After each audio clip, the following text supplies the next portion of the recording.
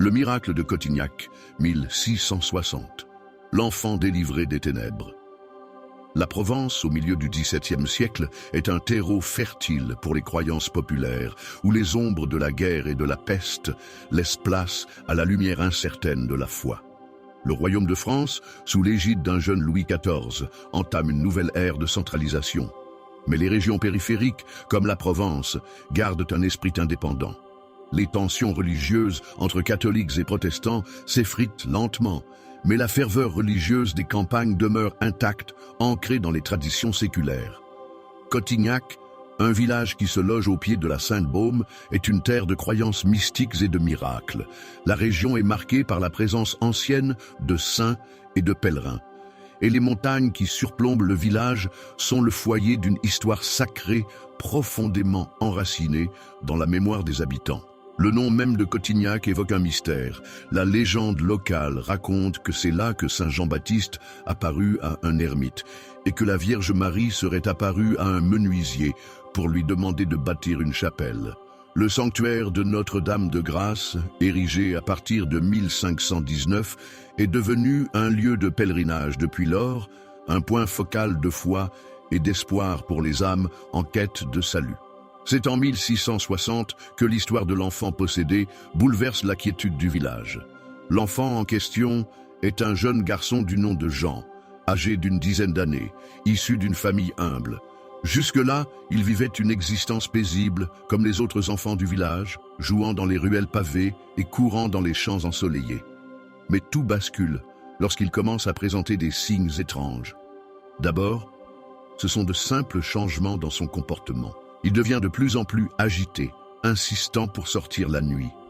Puis, ses paroles deviennent incohérentes et il se met à crier des phrases incompréhensibles dans une langue étrange. Les villageois se retournent vers la religion et les rumeurs commencent à se répandre. Un mal inconnu s'est emparé de l'enfant, le marquant du sceau du démon.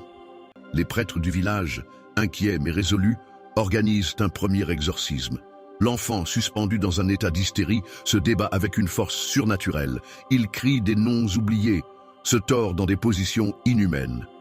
Les prières des prêtres se heurtent à une force invisible, comme si une présence malveillante résistait à chaque mot.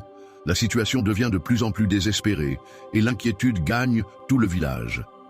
Dans leur détresse, les parents de Jean, désespérés et cherchant désespérément une solution, décident d'emmener leur fils au sanctuaire de Notre-Dame de Grâce, à Cotignac, lieu réputé pour ses miracles.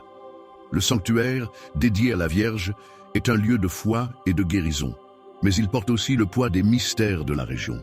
Les pèlerins qui y viennent croient fermement qu'ils peuvent y trouver le salut et la guérison. Non seulement pour des maladies physiques, mais aussi pour des afflictions plus profondes, des malédictions invisibles qui hantent l'âme. L'arrivée de la famille à l'aube est marquée par un silence étrange. La colline du sanctuaire semble baignée dans une lumière dorée, un halo mystérieux qui semble surplomber le village. Le ciel d'un bleu pâle est parsemé de nuages mouvants. Les habitants du village, qui se sont rassemblés autour du sanctuaire, attendent en silence, les visages marqués par l'angoisse et l'espoir.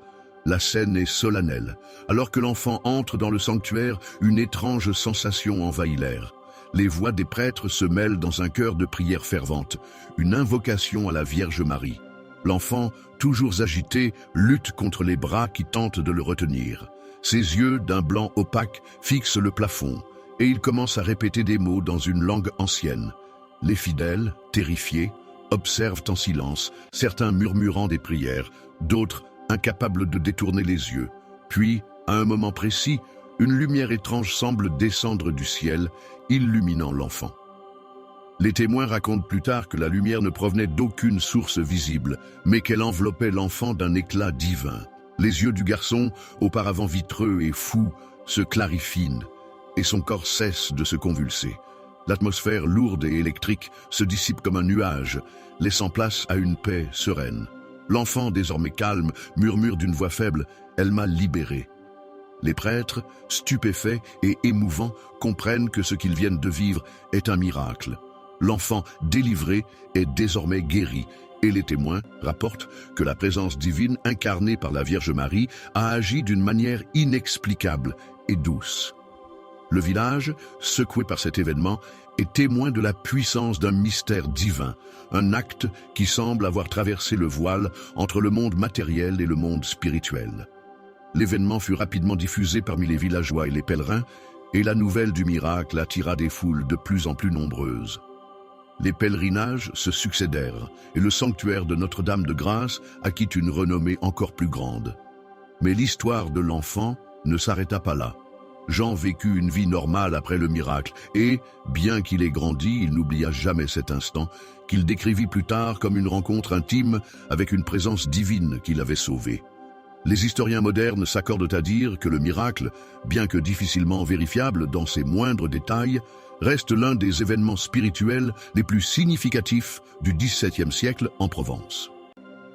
Certains chercheurs penchent pour une explication psychologique, évoquant des troubles mentaux sévères guéris par la foi collective, tandis que d'autres parlent encore de manifestations surnaturelles, inaccessibles à la compréhension humaine.